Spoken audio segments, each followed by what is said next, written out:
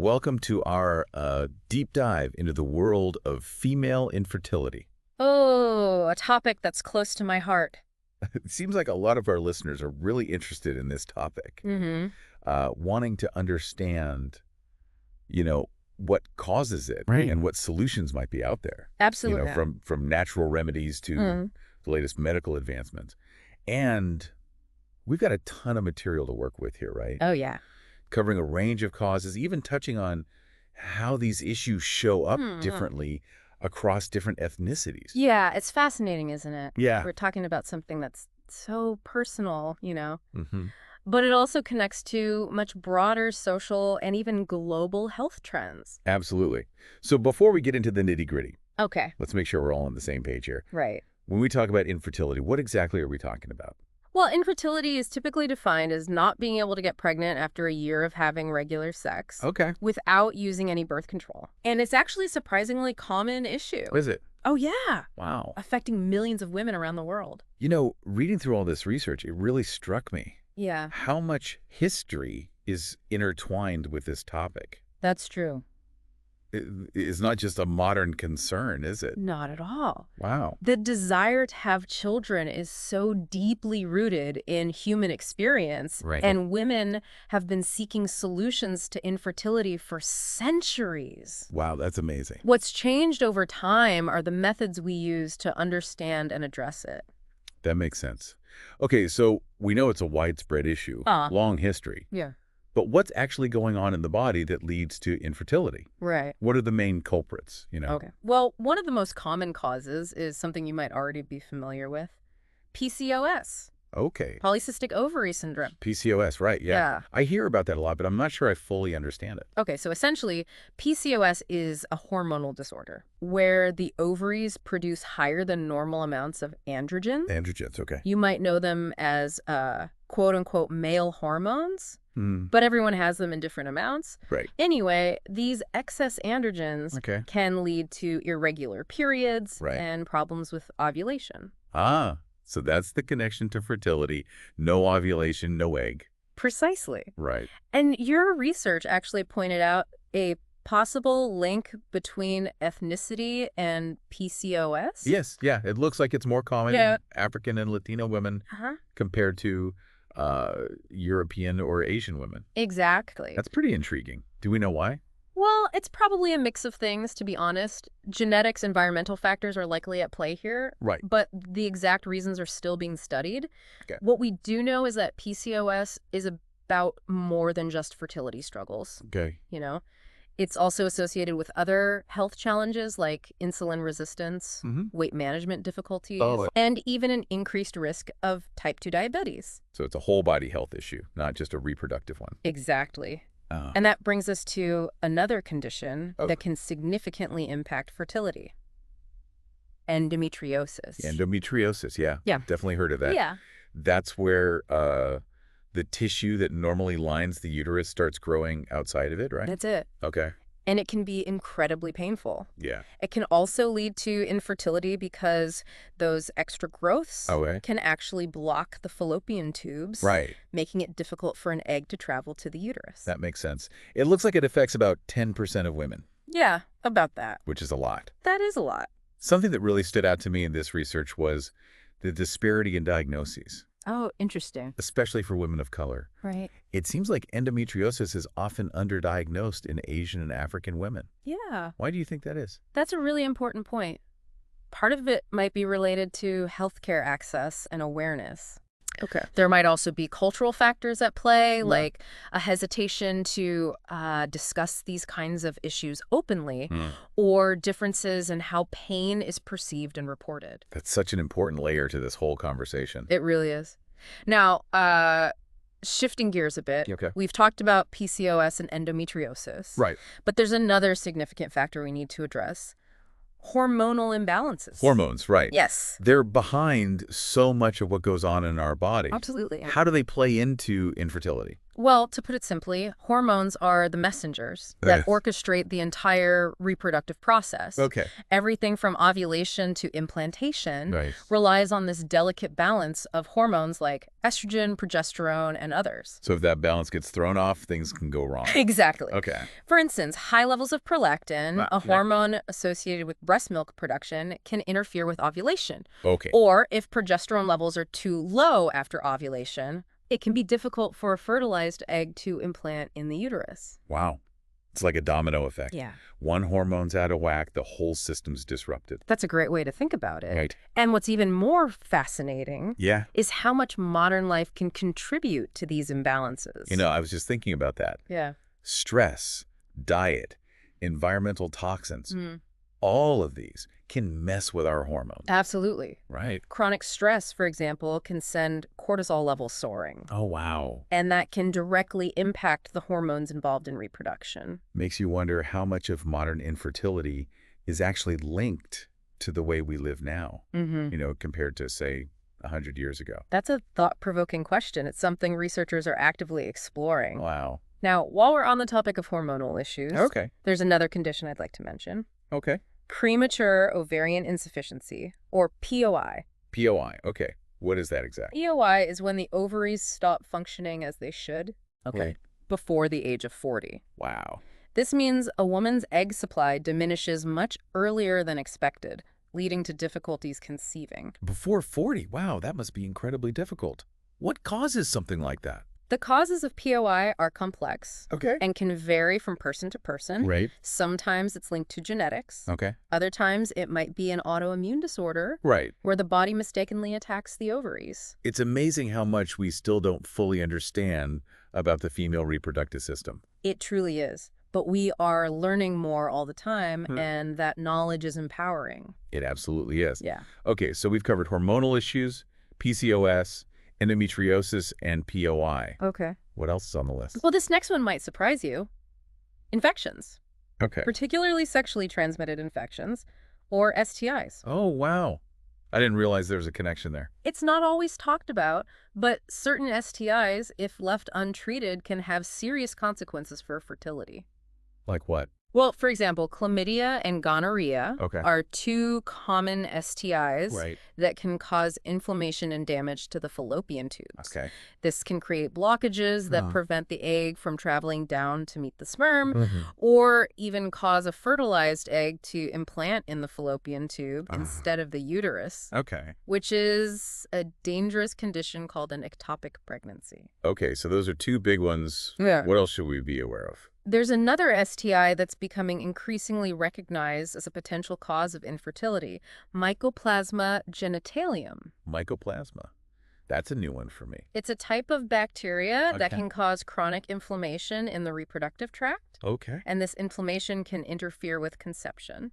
So it's like a silent saboteur Uh-huh. slowly causing damage. That's a good way to put it. Wow. And it underscores the importance of safe sex practices and regular STI testing. Absolutely. And then there's salpingitis, right? Yes, salpingitis is an infection of the fallopian tubes, which, as we've discussed, can lead to blockages and infertility. Like, And you know what? Often, salpingitis is caused by, what? you guessed it, untreated STIs. So it all comes back to those infections. Yeah. It's incredible how these things can have such a ripple effect on our health. It really highlights the interconnectedness of the body. Right.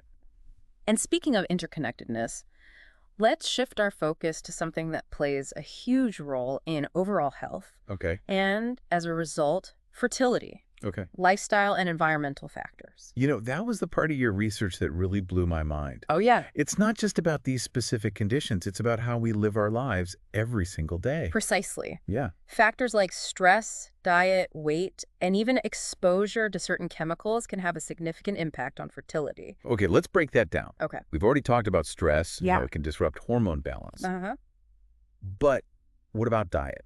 How does that come into play? Well, a diet high in refined sugars, processed foods, and unhealthy fats Right. can contribute to inflammation Okay. throughout the body, Yeah. including the reproductive system. Mm-hmm. And exposure to pesticides and other chemicals in our food Right. can also negatively impact egg quality. Wow. So even something as simple as what we eat can have this ripple effect on our fertility. If it's all connected. It's all connected. And then there's weight. Okay. Being both overweight and underweight Okay. can disrupt ovulation. So it's all about balance. Exactly. Not too much, not too little. Exactly. And finally, we can't forget about the role of endocrine disruptors. Endocrine disruptors. Those sound scary. Right. What are those? They're chemicals found in many everyday products. Okay. Like plastics, Okay. personal care products, Right. and even some food packaging. Wow. They can interfere with the body's hormonal system, including the delicate balance of hormones needed for reproduction. So they're lurking everywhere, messing with our hormones without us even knowing it. That's the tricky thing about them. Wow. They're often invisible threats. It's all starting to make sense now. Yeah. We've got these specific conditions like PCOS and endometriosis. Right. But then layered on top of that is this whole web of lifestyle and environmental factors that can either help or hinder our fertility. You've got it. It's a complex interplay of factors, but understanding each piece of the puzzle is crucial for finding the right solution. Okay. Yeah. I'm ready to explore those solutions. We've talked a lot about what can go wrong. Yeah. Let's talk about what we can do to make things right. Okay, great. Where should we start? Well, let's begin by exploring natural approaches to supporting fertility, Okay. from dietary changes and herbal remedies to lifestyle modifications that can make a big difference. Perfect. I'm all ears. Okay. So when it comes to natural approaches, Okay. it's important to remember we're talking about supporting your body's natural fertility here, not like replacing medical advice if you need it. Right. Always best to work with a healthcare professional, right? Right. It's about taking that holistic approach. Exactly. I'm really curious about the role of diet. Okay. You know, your research highlighted some specific dietary strategies for conditions like PCOS and endometriosis. Right. What did you find? Well, for PCOS, a diet that's lower in refined carbohydrates and higher in healthy fats Okay. can be really beneficial. That makes sense. You know, we talked earlier about how PCOS is linked to insulin resistance. Uh-huh. So cutting back on refined carbs helps keep those blood sugar levels stable. Exactly. Improves insulin sensitivity, which can then have positive effects on hormone balance. Exactly. It's like a chain reaction. Right. And the types of fats you choose matter too. Okay. Think avocados, nuts, olive oil. Okay. Those are the superstars for PCOS. Okay, so lots of good fats and fewer refined carbs. Right. What about endometriosis? Okay. What does the research suggest for that? For endometriosis, an anti-inflammatory diet is key. Anti-inflammatory. Yeah. So focusing on foods that help reduce inflammation throughout the body makes sense, considering endometriosis is all about that extra tissue growth and irritation. Precisely. Right. And some of the best anti-inflammatory foods are those rich in omega-3 fatty acids, Okay. like fatty fish, Okay. flax seeds, chia seeds. Got it. Omega-3s are definitely going on the shopping list. Good. And I've heard that some women with endometriosis find relief from avoiding gluten and dairy. Yeah. Did you come across that in your research at all? I did, but the scientific research is still a bit mixed on those two. Okay. You know, there is some anecdotal evidence to support that. Right. It might be worth experimenting to see if it makes a difference for you. Okay. But definitely talk to your doctor before making any major dietary changes. That's a good point. Everyone's different. Exactly. What works for one person might not work for another. So far, we've talked about PCOS and endometriosis. Okay. But what if someone doesn't have a specific diagnosis, Right. but just wants to support their hormonal balance in general? Right. Are there any dietary recommendations for that? Absolutely. Foods rich in zinc, magnesium, and vitamin B6 can be really helpful for hormone regulation. Okay, give me some examples. What kinds of foods are we talking about? Think bananas, nuts, leafy greens, and even dark chocolate. Okay, I like where this is going. Yeah. Dark chocolate for hormone balance. Yeah. If I can get behind that. I know, right? So we've talked about food. What about the power of plants and herbs? Oh, yeah.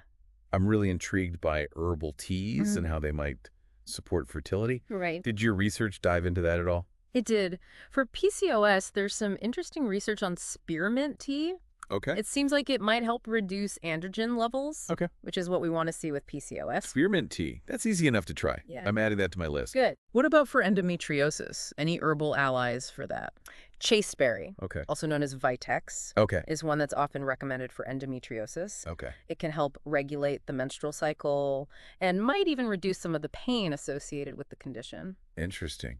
And turmeric, Oh, yes. everyone's favorite anti-inflammatory superhero. Does Right. that play a role here too? It does.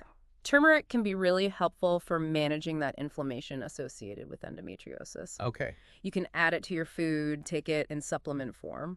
Okay, turmeric is definitely a staple in my pantry already. Good. And it seems like there are so many other herbs out there that might be helpful too. Yeah. You mentioned in the last part that ashwagandha is good for stress reduction. Hmm. Does that have any connection to fertility as well? It might. Okay. Ashwagandha is what's known as an adaptogen. Okay. It basically helps your body adapt to stress. Okay. And as we've talked about, chronic stress can throw your hormones out of whack. Right. So by managing those stress levels, ashwagandha could indirectly support hormonal balance and fertility. That's fascinating. It's another reminder that everything in the body is connected. Right. It's not just about targeting one specific thing. Mm-hmm. It's about overall well-being. Absolutely. Speaking of which, we talked about lifestyle changes. Okay. What did your research uncover there? Well, as you mentioned earlier, stress management is huge. Right. Finding healthy ways to cope with stress. Yeah. Like yoga, meditation, spending time in nature, Right. whatever works for you, can have a positive ripple effect on your hormonal balance and overall fertility. I think people underestimate the power of stress reduction. They do. It's not just about feeling calmer. Right. It's about creating a more harmonious environment within your body for all their processes, including reproduction to function optimally. Exactly. And along with stress management, gentle exercise is another important piece of the puzzle.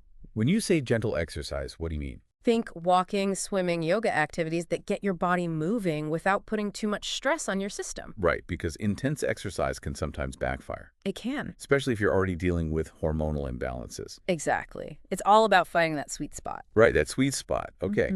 So we've covered a lot of ground on these natural approaches. Diet, herbs, lifestyle changes. Right. It seems like there's so much you can do to support your body naturally. There is. But I know that sometimes natural approaches aren't enough. Yeah, Or there might be specific medical conditions that require more targeted interventions. absolutely. Let's talk about that side of things. Okay. What kind of medical interventions are out there for female infertility? Well, there are quite a few options, Nice. ranging from hormone therapies and supplements Okay. to surgical procedures Right. and assisted reproductive technologies. Okay. It really depends on the individual situation and the underlying causes of infertility. Okay. Let's start with hormone therapies and supplements. Okay. How do those work and when are they typically used? Hormone therapies and supplements are often used to address hormonal imbalances Okay. that are interfering with ovulation or implantation. So basically giving the body a little extra boost of what it needs. That's a good way to think about it. Yeah. For example, for PCOS, Okay. a medication called metformin, Oh. which is typically used to treat type 2 diabetes, Okay. can also be helpful in managing insulin resistance Mm-hmm. and improving ovulation. Interesting. So a medication designed for one condition can have these unexpected benefits for another. It's amazing how the body works, isn't it? It is. And for women with PCOS who are trying to ovulate, Okay. Clomid is often prescribed. Okay. It helps stimulate ovulation. Okay, so those are two options for PCOS. Right. What about endometriosis? Are there hormonal treatments for that as well? Yes, for endometriosis, Oh. hormonal treatments like progestin-only pills or GnRH agonists can help manage symptoms Right. and potentially improve fertility. What about POI? Okay. That condition where the ovaries stop functioning before age 40. Right. What could be done in those cases? For POI, sometimes DHEA and vitamin D supplementation are recommended. Interesting. So it's not just about synthetic hormones. Right. Sometimes it's about supporting the body with nutrients it might be lacking. Exactly. It's all about finding the right balance. Right. Now, we've talked about medications and supplements, Okay. but sometimes surgical interventions might be necessary. Okay, let's talk about those. Okay. What are the most common surgical procedures used for female infertility?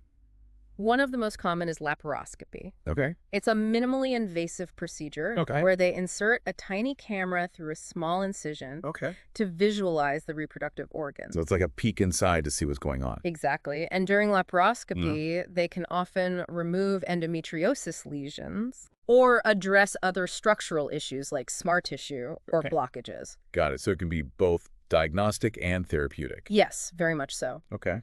And another procedure that's sometimes used is hysteroscopy. Yeah. This is where they insert a thin, telescope-like instrument through the cervix to examine the inside of the uterus. Okay.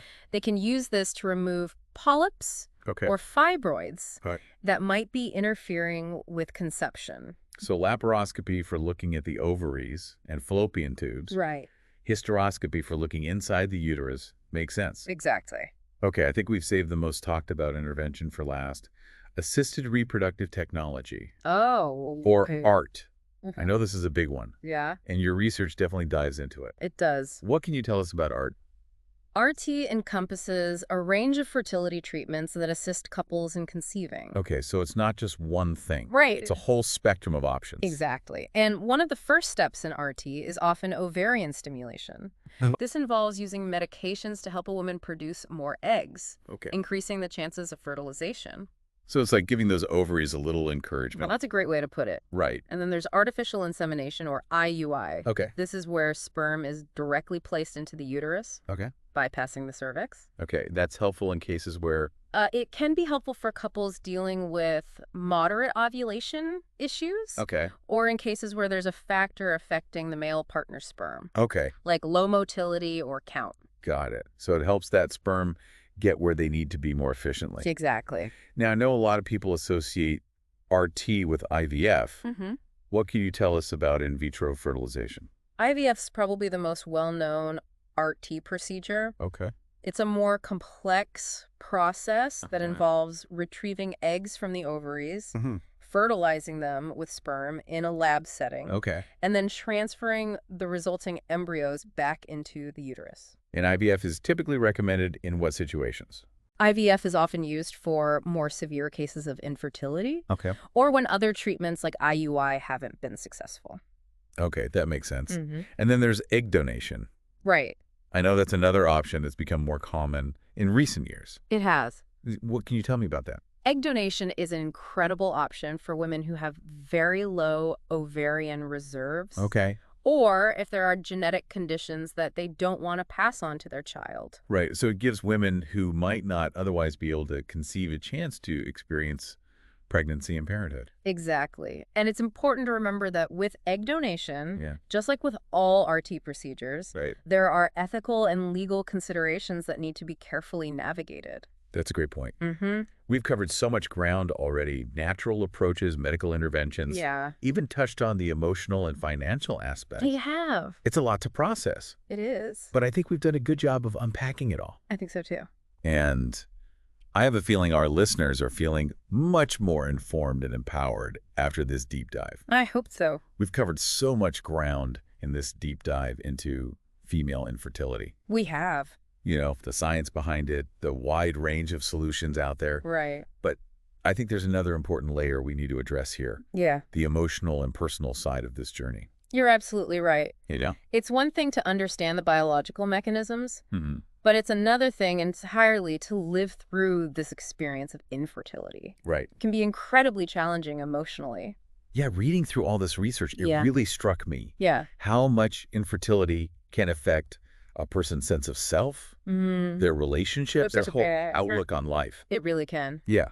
Many women and couples describe feelings of grief, loss, and even shame when facing infertility. Wow. There's often a sense of isolation, Right. like they're the only ones going through this, which of course isn't true at all. And it's not just the emotional weight of it all. Right. There's also the financial burden, Oh, yeah, which can be immense, it can. especially when you're talking about treatments like IVF.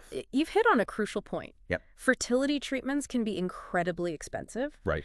and insurance coverage is often limited. Right. This creates a real barrier for many people who want to have children, Yeah. but simply can't afford the cost of these treatments. It's heartbreaking to think that access to something so fundamental as building a family Mm-hmm. can come down to financial resources. It's a real issue of equity, Yeah. and it brings up some tough questions about how we allocate resources and ensure that everyone has a fair chance at parenthood, Right. regardless of their income level. Definitely food for thought. Yeah. Okay. So We've talked about the emotional and financial challenges. Right. What about the ethical considerations? I know this is a whole other dimension of the infertility conversation. Absolutely. As Uh, reproductive technology advances, Yeah. we're faced with increasingly complex ethical dilemmas. Like what? What are some of those specific ethical issues that come up around infertility and its treatments? Well, for example, with egg donation and surrogacy, there are questions about parentage, genetic ties, and the rights of all parties involved. It's not always clear cut. Right, you're talking about situations where the person who gives birth to the child might not be the genetic parent, Right. or where there are multiple people involved in the creation of the embryo. Exactly. Yeah. And these advancements raise questions about how we define family and what it means to be a parent. It's like we're entering uncharted territory here. Mm-hmm. And we need to be having these conversations as a society We do. to figure out how to navigate these complex situations ethically and responsibly. I couldn't agree more. Yeah. It's an ongoing dialogue that requires careful consideration and compassion for all perspectives involved. I think that's a great note to end on. Yeah, We've delved deep into the world of female infertility, we have. the science, the solutions, the challenges, and the ethical considerations. Yeah. What are your final thoughts for our listener who's been on this journey with us? While the journey to parenthood can be complex and challenging, remember that knowledge is power.